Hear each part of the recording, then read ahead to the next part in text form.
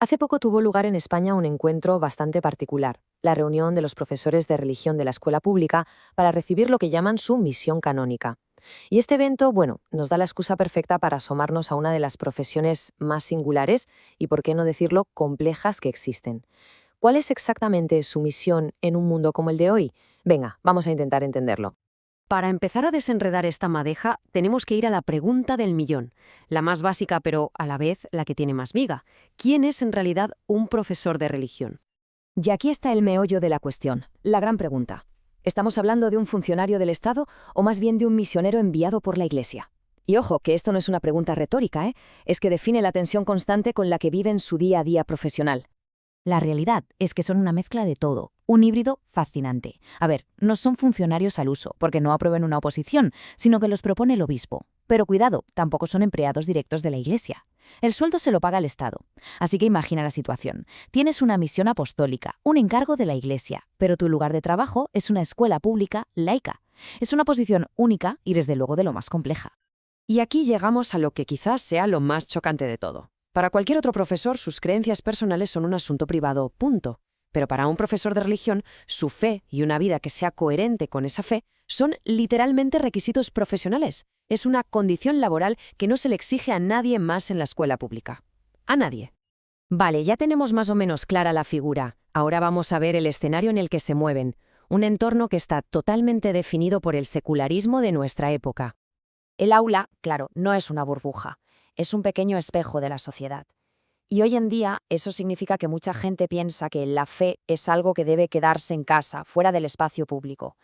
Pues bien, estos profesores viven esa tensión cada día. Están, por así decirlo, en primera línea. Y sobre esto hay una cita de Ortega y Gasset, que no era precisamente un pensador clerical, que lo clava. Él decía que el ser humano tiene un sentido religioso igual que tiene un sentido estético. Es algo que forma parte de nosotros.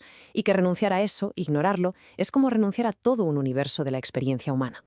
Pero que quede claro algo importante. El mayor desafío al que se enfrentan no es la hostilidad directa, la oposición. Es algo mucho más silencioso pero quizás más demoledor. La indiferencia. Es esa idea que flota en el ambiente de que la religión, bueno, es algo irrelevante, una reliquia del pasado que ya no tiene nada que decir en el siglo XXI.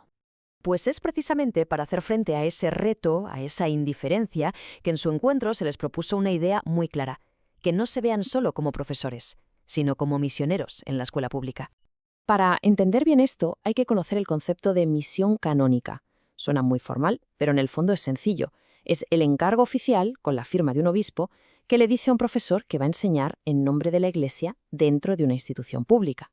Es un envío en toda regla que le da un respaldo y a la vez una gran responsabilidad.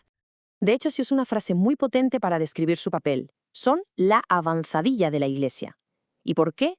Pues porque llegan a muchísimos alumnos que de otra manera probablemente no tendrían ningún otro contacto, ni el más mínimo, con el mundo de la Iglesia o los contenidos de la fe. Claro, la objeción es obvia. ¿Esto no es una imposición en un estado aconfesional? Bueno, el argumento que se presenta es justo el contrario. Se defiende que su presencia no es una imposición, sino una garantía de libertad. El derecho de los padres a elegir el tipo de educación que quieren para sus hijos, algo que, defienden, es fundamental en una democracia plural. Bien, entendida la misión, vayamos a lo práctico.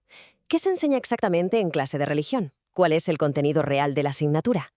Aquí hay que hacer una distinción que es absolutamente crucial y que mucha gente confunde. La clase de religión no es catequesis. La catequesis es para los creyentes, para prepararse para un sacramento, y se hace en la parroquia. La clase de religión es una asignatura académica que se da en un aula pública y su enfoque es intelectual y cultural. Son dos mundos distintos. El enfoque, por tanto, es el de un diálogo entre la fe y la cultura. Y el argumento de fondo es potente. Piensa, ¿cómo se puede entender a fondo el Museo del Prado, la literatura del Siglo de Oro o simplemente la historia de España sin comprender el cristianismo que lo impregnó absolutamente todo? Es casi imposible. Entonces, si ese es el enfoque, ¿qué contenidos concretos se proponen para que esta asignatura sea de verdad relevante para los estudiantes de hoy en día? Pues hablo de construir la enseñanza sobre 6 pilares fundamentales, 6 ideas fuerza. Vamos a verlos. El primero, proponer una visión del ser humano que vaya más allá de lo material, que incluya una dimensión espiritual. El segundo, una visión del mundo que no sea un sistema cerrado, sino abierto a la idea de un creador. Tercero, centrarse en el Jesús histórico, de carne y hueso. Cuarto, explicar la Iglesia en su complejidad, más allá de los estereotipos. Quinto, presentar la moral cristiana no como un montón de prohibiciones, sino como un camino hacia la plenitud y la libertad. Y sexto, y muy importante, mostrar que la fe te mueve al compromiso por una sociedad más justa.